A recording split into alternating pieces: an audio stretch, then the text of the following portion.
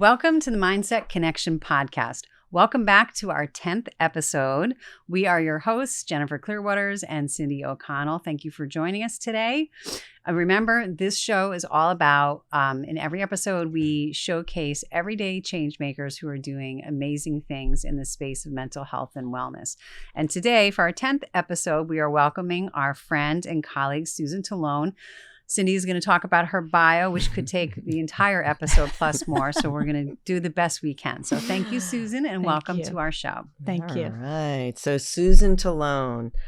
Wow. If you don't know who she is, you are going to be so inspired by this woman. And to think that one person did all of these things. Mm-hmm. So just to highlight, so she's an accomplished certified school nurse and health educator. She has a master's degree in nursing and a bachelor's degree in mental health and rehabilitation.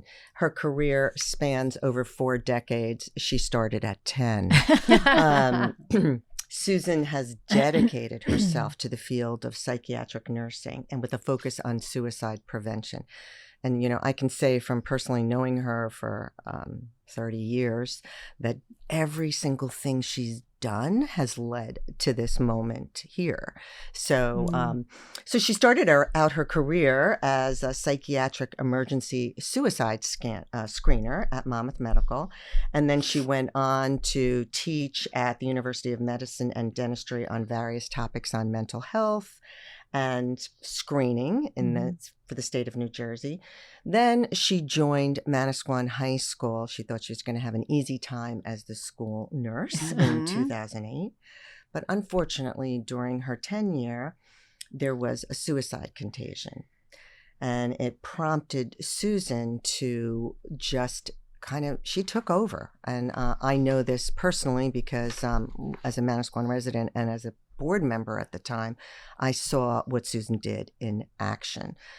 So she successfully implemented the Lifelines Suicide Prevention program in over schools, 160 schools within Monmouth County. She is an authority on the topic of suicide prevention. She's been on radio, podcasts, taught in conferences all over the United States. She has been recognized this year in 2024 as named the Monmouth Ocean Development Council as the Silver Gull Awardee Changemaker of the Year. And she was also honored by the New Jersey Pediatric Psychiatry Collaborative as the Children's Champion of the Year. Her remarkable journey, an unwavering dedication. Countless individuals have been affected by it, and she's just moved communities to join together. She is truly to be admired for what she does, and she's currently the clinical coordinator at the Society for the Prevention of Teen Suicide in New Jersey. Whew. Yeah. Okay. So if you didn't know already, Susan is the real deal. She is.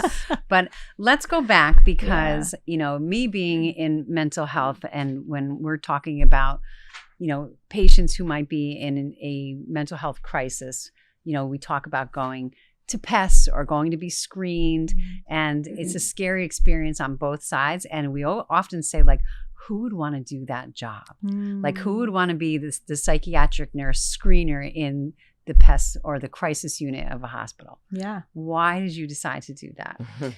Well, it goes way back, really. When I first started my career, I was a hospice nurse. And I was actually helping. Not in her bio. Not in the bio. One No, more thing. Yeah. And my charge as a nurse was to help people die with dignity and grace. And it was difficult because what I saw happening was that survival instinct was so strong. These people were so sick, and I had to really help them let go. So I started to really get fascinated by that survival instinct. As sick as they were, they had trouble letting go. So one night, this is a true story, my supervisor came and she called me to the bedside. I thought I was in trouble. And she said, "Do you notice anything?" And I'm like, "All my procedures are done. I'm good." And she goes, "Where are all the other nurses?" I said, "I don't know." She said, "I do. They're up at the nurses' station." and you're at the bedside every night, because I was working nights, midnights. And she goes, every time I come by, you're at the bedside. I'm like, well, my work, the procedures are done, but the real work has just started, which is, the art of letting go. And she said, you've missed your calling. I think you should consider psychiatry. So when I got to psychiatry and I started hearing about people wanting to die by suicide, I knew that went against our natural instinct, our survival instinct. And I got really fascinated by what happens in their life that creates that. Wow. Yeah. So that all it's these years I never heard this story. Yeah, but it's definitely a calling, because I think there's only certain types of people who can do certain types of work. Exactly. And you were definitely called to do this kind of work. That's how it feels. It really feels like a calling. It never felt like work. Yeah. It never felt like work. It still doesn't. It feels like a calling. And Yeah. So, speaking of callings, so let's go back to Manasquan High School. So, did you ever dream that in that position that you would take on the pivotal force? And I remember you saying to me, I had to step up because I knew I was the only one that knew what to do. And even though I didn't know what to do, I knew it was me. Right. And I laugh about that because I thought I was going into, I say a cake job, school nurse, summers off. And I really worried because, I, of course, as a nurse, you know about asthma, diabetes, all the things you have to do in school nursing. And I was worried that my background in psychiatry, I wouldn't be equipped, to do all the medical pieces. And I remember going to my professor at Monmouth University and said, do you think that there's a place in psychiatry and school nursing? And she laughed. She said, there's such a place for you there, and that you'll use all your skills. So when we had the first loss, which really was a drug overdose, and I saw the grief reaction in the school that was very serious, I started to get a little concerned. And then when we had our first suicide, I was concerned. And then when we had our second and then third, I knew right then and there we were in trouble. And, with all the best intentions, and I say this with such reverence for all those that we lost, everyone was trying to do their best and do the right thing. But sometimes doing what we think is the right thing can actually not be. And that's what I saw happening. And it was around the third death that I had to step up and go to the superintendent and start to talk to her about what we could do differently. So give us an example of doing something, with the best intentions, but it backfired. They felt like they really felt like they were doing the right thing, but you could see. Yeah. Well, there's a lot of things. I mean, one of the things that we do, we don't want our children to hurt, right? So we want to move them very quickly through the grief process. And so there was there was a short amount of time, but then let's get back to business. But when children are disrupted like that, when you lose a friend and it's not part of your normal life cycle, that's not part of what you're supposed to happen in adolescence. It's really deep for them. And so we tried to move them too quickly. Adults were having trouble talking about it, so they assumed children didn't want to talk about it, when in fact they did. Yeah. And they needed to talk about it. But also, in our attempt to honor those that we lost, in some ways, we attracted others to it, because there was a lot of glamorization or glorification around the losses in an attempt to honor with beautiful intention. But you have to think about children in the rafters that are looking and saying, no one notices me in life, but look what happens in death. And maybe I could, become part of that. Right. And it's such a fine line we walk. And I just want to make sure that I say that everyone was doing everything possible in the true spirits of their hearts, but it's a complicated process. And when you enter a contagion, it gets even more complicated. How many losses, for people who don't know about what happened in Manasquan, how many losses were there? Well, there were, 8 as part of the school system. And then if you include the graduates, there were 12. 12. So what stands out to you as the biggest lesson from those years at Manasquan? How many years was it that you were actually... It was between the years of 2008 and 2012 that the actual contagion went on.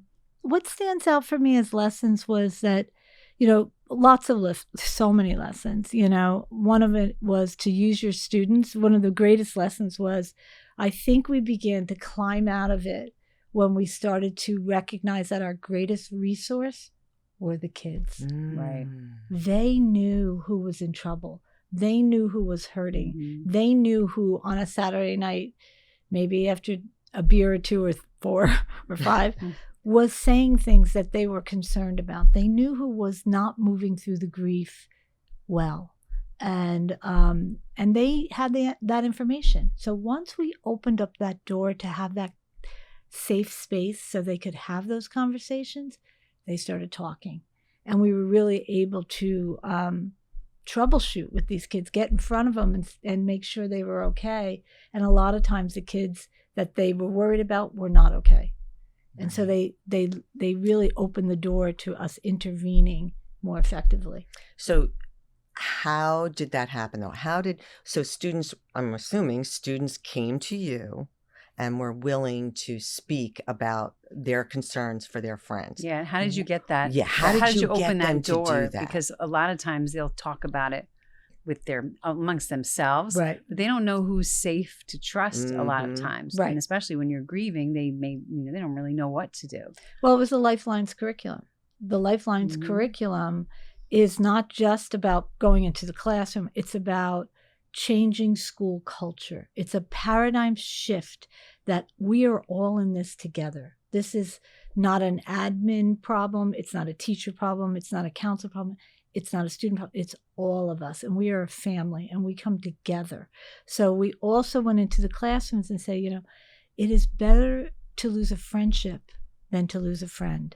And some secrets are too hard to keep, and that you must trust us to take it off of your shoulders and put it onto bigger shoulders, and we will help you.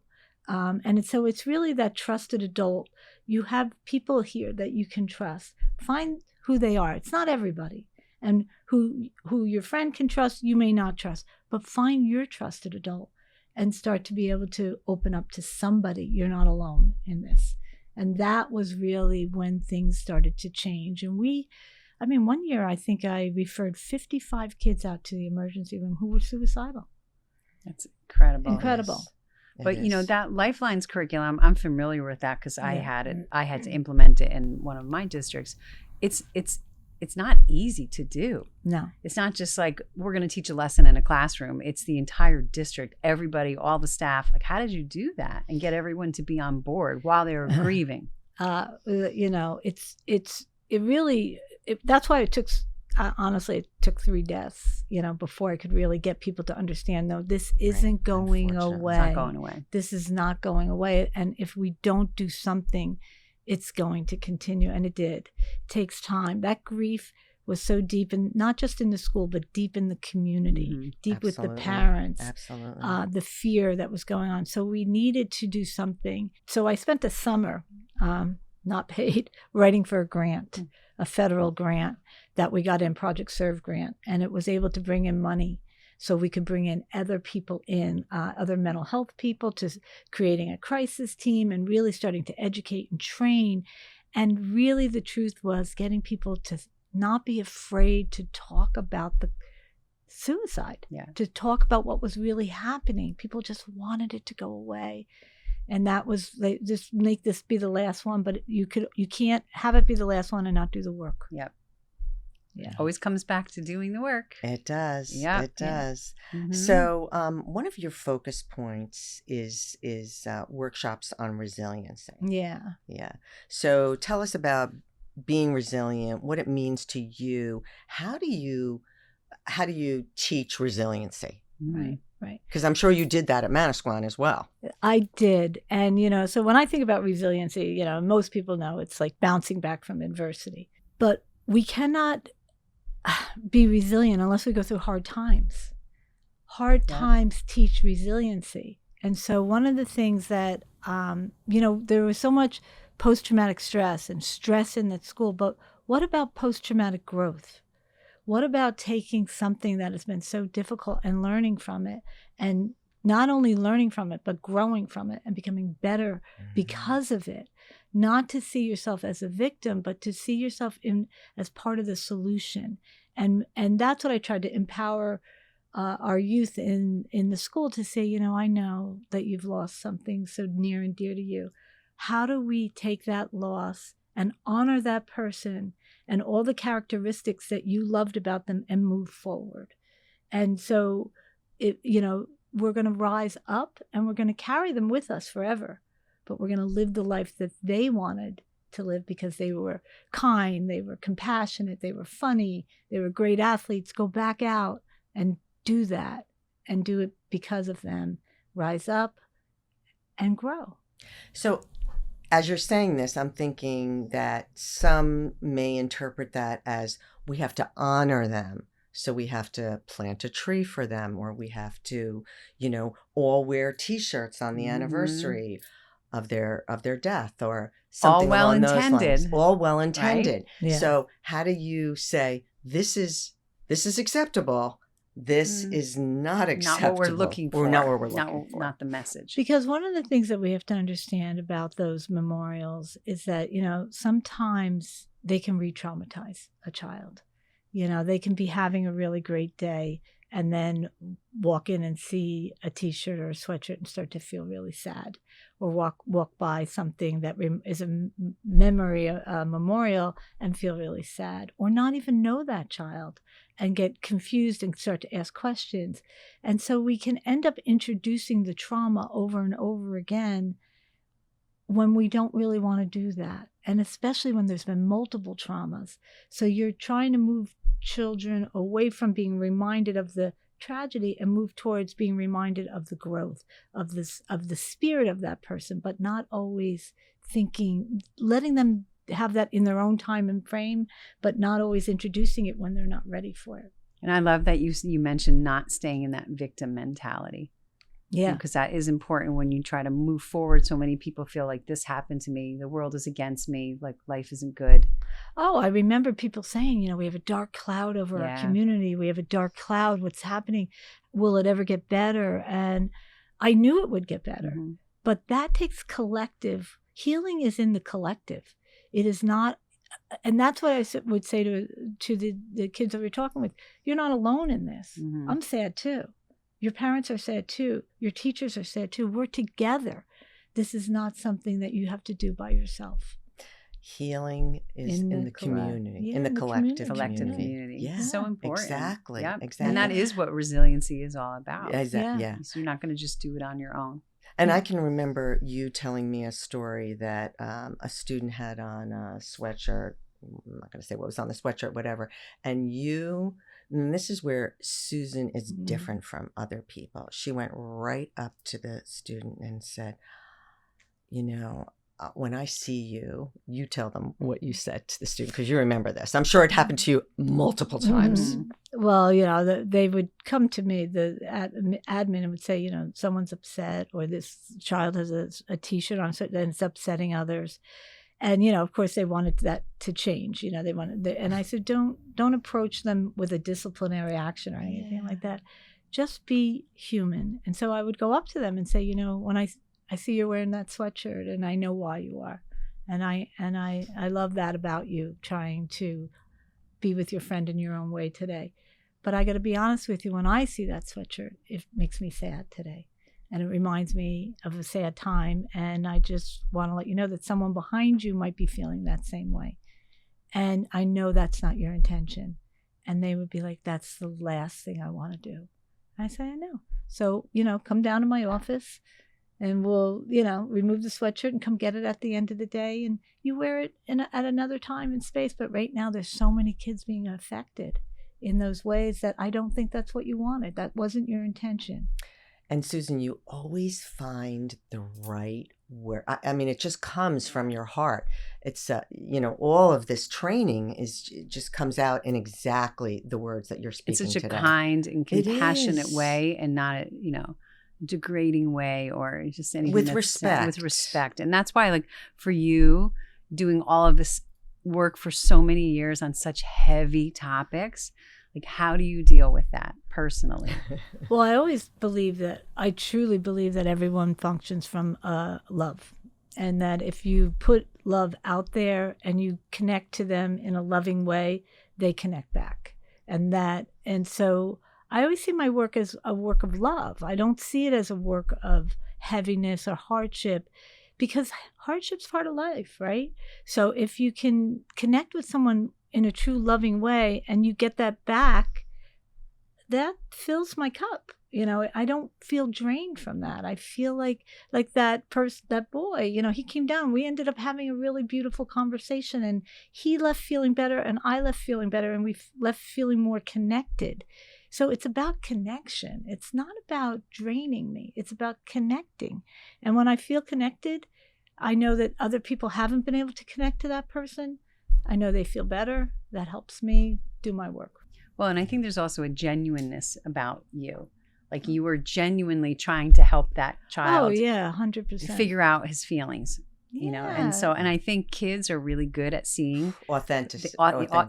they can see authenticity very, very clearly, much more No than adults. question. So if somebody doesn't think that you're the real deal and you're really there for them, they're going to shut you right out. Oh my goodness, isn't that the truth? And that is the truth. I was worried about that when I went into working in a high school. I'm like, I'm older. Will they see me as an older person? They won't want to connect.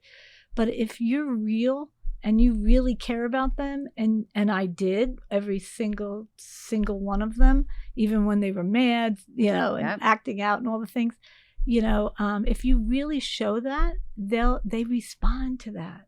They want that. They because need they that. know. They also know who's not. Right. They're They very do know that. acutely They aware do. of They who's certainly not. do. Definitely. Yeah. So we're going to switch gears just a little bit, but tell us about Life is Good.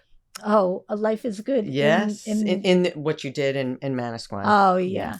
So, because it'll just pull it all in together. So we really wanted to, work from a positive place, and worked with the athletic trainer there and other people to and we really can mention try. his name, Kevin Highland.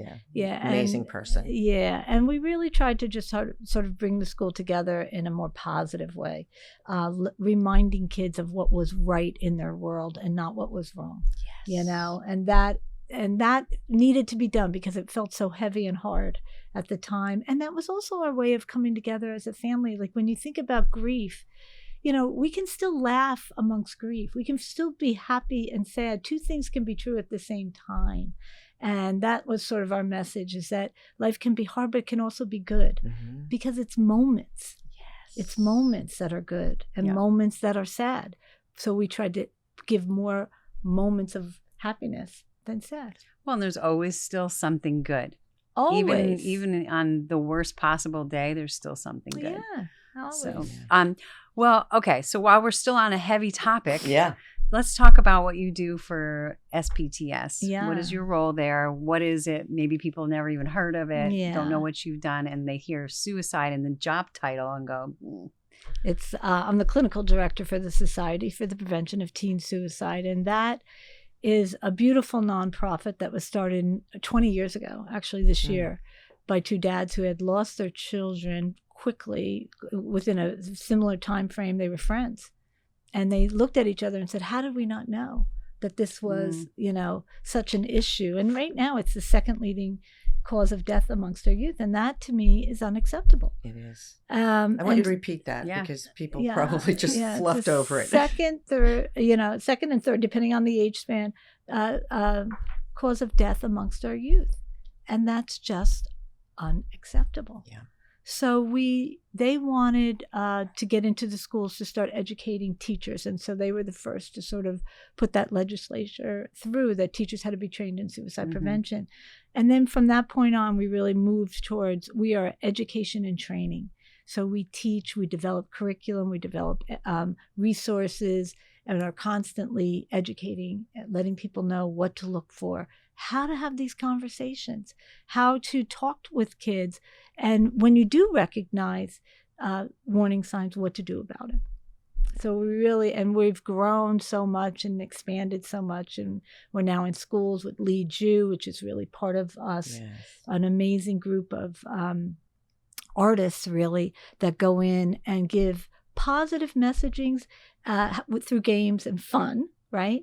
But also reflection on kindness, on leadership, on friendship, on all the things that we know can build kids back up. Right. Yeah. How do, like, Cindy and I are fortunate enough, we've been asked to present at some of the summits that you do. Yeah. And oftentimes we see the students who are coming, and I always wonder, how do they get selected to come? Because you're not bringing an entire school district. There's a certain amount of kids who get to come. Right. And I wonder, even when I was thinking, me being in the schools, some of the people that would get picked to go would be maybe wondering, like, why am I being not targeted, but why would I be selected to go to a suicide prevention function? Yeah. So how does that work?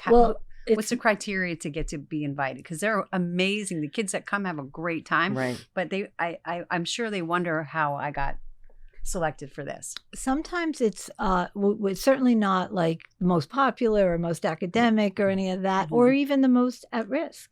It's really kids that that have an interest in bringing back a message to the school. Some kids are affected by loss in their own lives, and they know it's an issue, and they've been talking to people in their school about it, so they may be selected that way. Other kids may just be influencers, and other kids just may need to hear the message themselves personally and privately and need the support.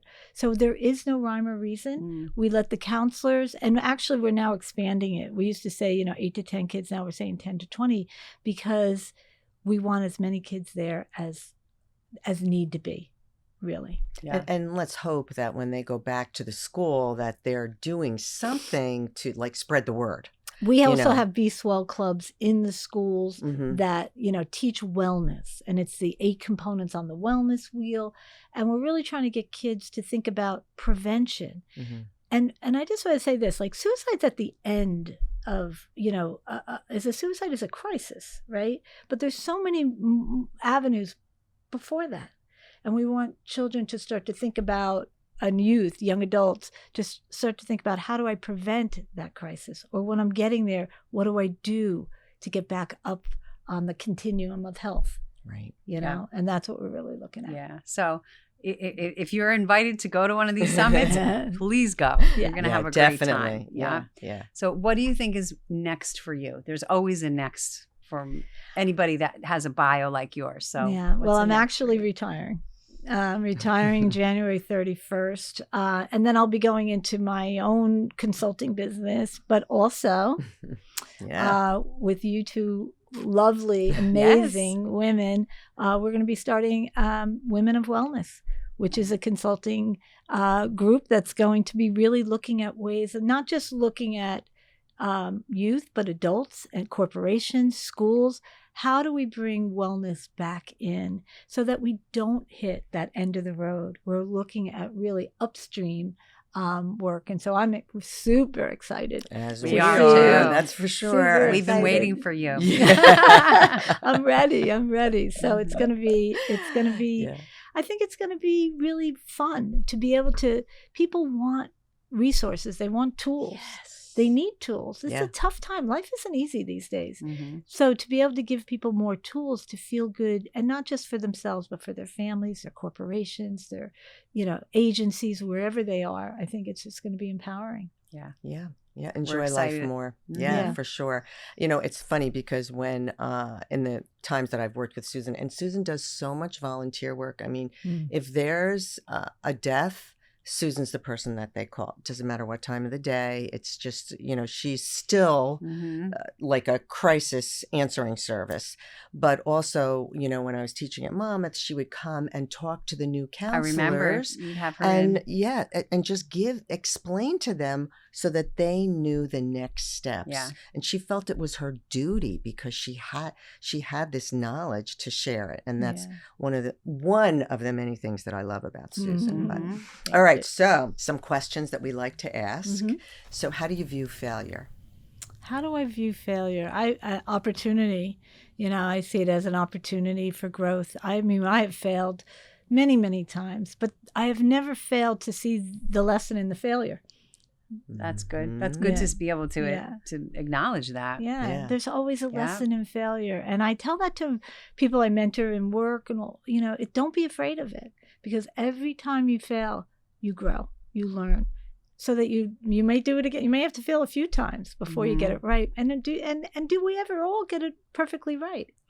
Life is a series of learning. Exactly. Yeah. So, and one of the things too, it just came into my head that Susan would always share with the students was, whenever you're talking to a student or a group, and there's kind of you're talking about a difficult subject, you just say, "Tell me more." Yeah. And I think that's such wise advice for everyone, So well, we don't listen to the kids enough. No. And we need to. And so that "tell me more" is just me saying, I'm listening to you, I'm validating you. I want to know more. And I really do want to know more. I do. There's no question. It's an invitation. It's an invitation. That's really what it is. And they're so interesting. And there's so much, you can learn from the students, from the people that you all the work time. with. Oh my gosh. If you're open for it. So what are your 3 core strengths? I mean, you have so many, but what are your 3 core? Don't overthink them. Just let them come. I think my core strength is I always operate from a place of love. I manage my teams from a place of love. I manage my family, my friends from a place of love. I think that is probably my core strength. I also really, really believe in other people. I trust the universe to bring me good energy. And usually the people around me, I can sense if they're not good energy, and I can walk away from it. So I listen to my body, my mind. I trust my gut. And the third thing is I'm curious, and I'm always adventurous. I love life. I love to travel. I love to see new things, meet new people. Just tell me more. Tell me more about your life. Tell me more about where you live. Tell me more. I'm curious. I love that. You do live the tell me more. For sure. And the energy is so genuine that I can see why people tell her more. No question. No question. I'm truly interested. So what's going well in your life? You were telling us some things before we started so filming. Many things. I have 2 beautiful grandchildren, and one on the way. I have love in my life again. I have a partner that's amazing, and he has 7 beautiful grandchildren and children of his own. We have a great energy, and so many good things are in our lives. And really what I'm learning about, and I'm growing older, I'm trying to do it gracefully. But You are. But I think what I've learned, that what's really important in life, and it's not really money, it's really people and experiences, and I'm just embracing it all. I'm loving it. Right. So good. So what's a takeaway that you have for our listeners? I might have given it away with the tell me more, but you've got so many, you'll come up with something. But what do you want people to know? What do you want them to know? I think what I want people to know in terms of, is that you do not have to be a high degree in psychiatry or psychology to reach someone on a truly human level. That every single person, simply by listening and holding space for these difficult conversations and wanting to know more, can move someone from a place of despair to a place of hope. That when you think about suicidal ideation, there's 2 things that come into place. There's a sense of hopelessness and a sense of being alone. But when you listen to someone, you remove, and you say we and us, and those adjoining words, we put our heads together, you remove them from that sense of being alone, and you infuse your own hope. And right there in that moment, you've moved them from a place of despair to a place of hope. Yeah, beautifully said. Yeah, for sure. Yeah, and I think everybody needs to hear that. I think so too. Because loneliness is a big problem. I was just going to say that. Right? There are so many people that are lonely. Yeah. I mean, it's it's just so common. It's so common and it's so easy to fix. Yes. And the crazy part is that we're so connected. We're connected 24/7 because of the phone and the internet and blah, blah, blah. But it doesn't matter. People still feel disconnected because they don't do this. They and don't it's a big risk down. factor for early death. It is. Yeah. Yeah. I mean, we have a lot of stimulation around us, but that doesn't enhance the heart and the mind and the soul. Mhm. Yes. And what does do that is human connection. Yeah. No question. No problem. Yeah, absolutely. So before we move on to some more questions that Cindy has for you, is there any, where can people find out more about you? About me. Yes. That's an interesting question. Well, right now I want to, I don't have a website yet, but I'm going to. I'm going to be creating a website. But, well, you can, certainly SPTS now has a huge amount of information about me. If you were to look at their website, SPTS has an amazing amount of information. And I will be, I'm on LinkedIn, I'm on Facebook, I'm on Instagram, I'm on all those things. That's good, because if somebody is curious about what you do or maybe what you could do for them in the future, yes, they need to know where to find you. You can always email me. I answer all my emails. Maybe a day late, but I answer them. Okay. Yeah. That's okay. And is there anything else that we missed that you would like to share with any our topic? listeners? No, I think, I would say to all the listeners out there is, just, keep your eyes and ears out for each other, and to recognize that if you are worried about someone, ask the question, are you okay? And let them know why you're asking the question. You can't just ask it. Say, I've noticed that you don't seem like yourself. You don't have that same smile. You're not coming in with that same bounce. Are you okay? And really listen to the answer, and don't just hope for, yeah, I am. And if you hear something that makes you uncomfortable, dig a little deeper and just say, tell me more. Okay. Yeah. So I'm going to ask this question, but you kind of answered it, but I'm looking for a different answer from you about your self-care, because I'm sure people are thinking, this woman's getting phone calls as soon as there's, a death in a school or in the community, because it's adults too. Anything to do with and suicide. all times of day or night. All times of day or yes. night. So, I'll talk to Susan and she'll say, oh my gosh, I was on the phone because, and never complaining. Like when she says this is her life's work, she means that. It is from the bottom of her heart. But anyway, how do you take care of yourself? Well, I walk a lot. I love to walk, and I really do walk a lot. Well, I will tell people I need to walk today, and I feel that. And you taught me something. Music is a big part of my strategies. I love music, and I'll listen to certain music for certain moods.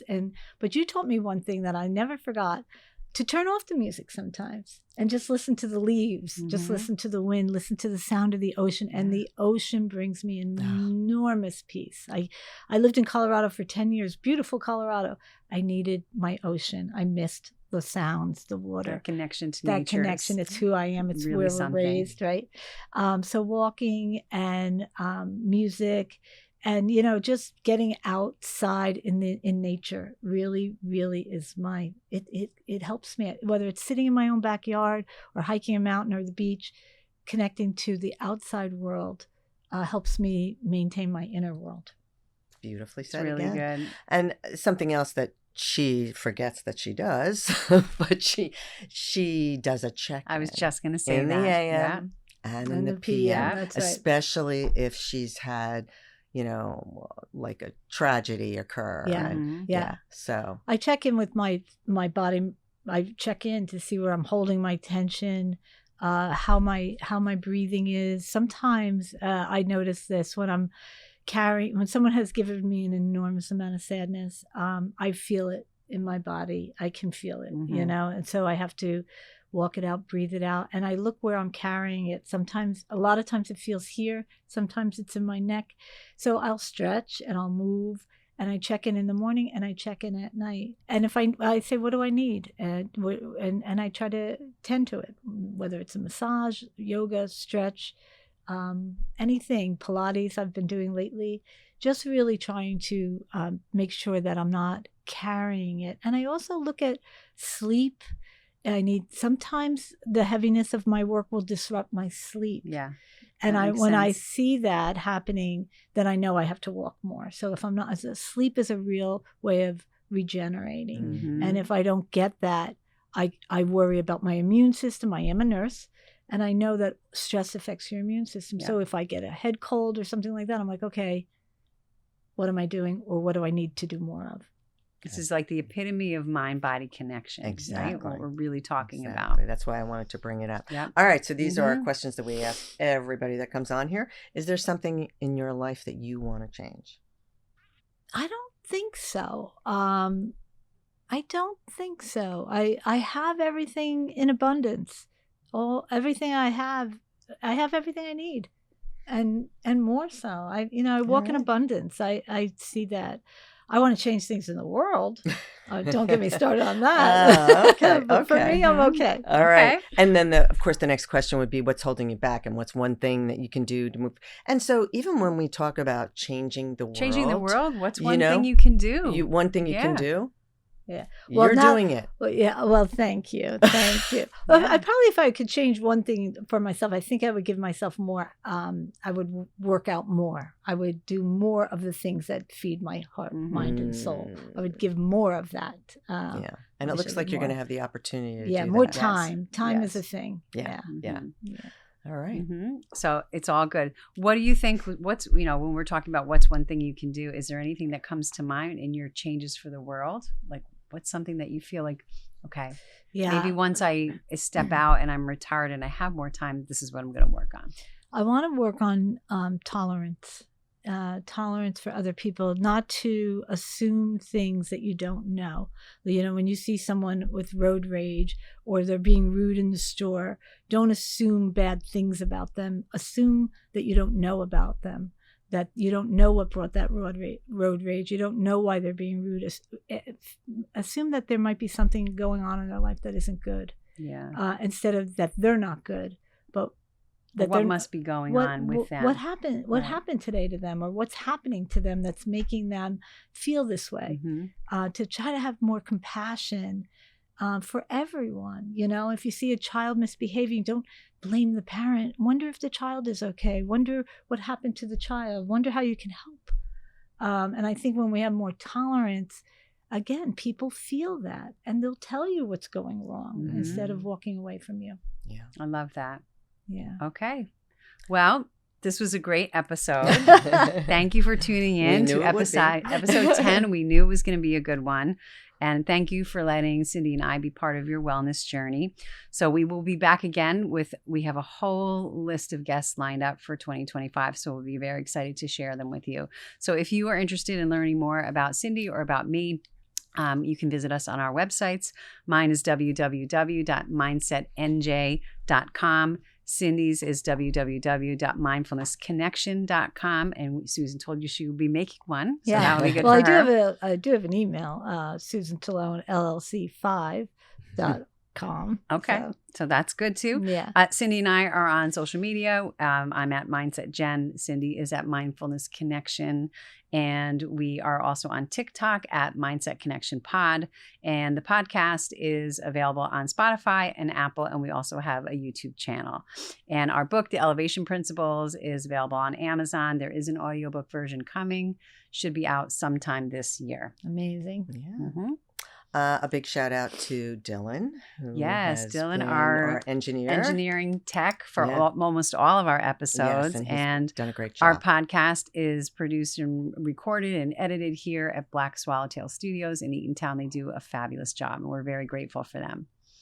So our Women of Wellness little Yes. motto is do hard things. Yes. Nothing is beyond your capability. No. And then finally, remember to pause, breathe, and respond. Thank you so much, Susan. Thank you. An Thank you. honor to have you here with Thank us. you. Thank Yes. you. I appreciate you both so much.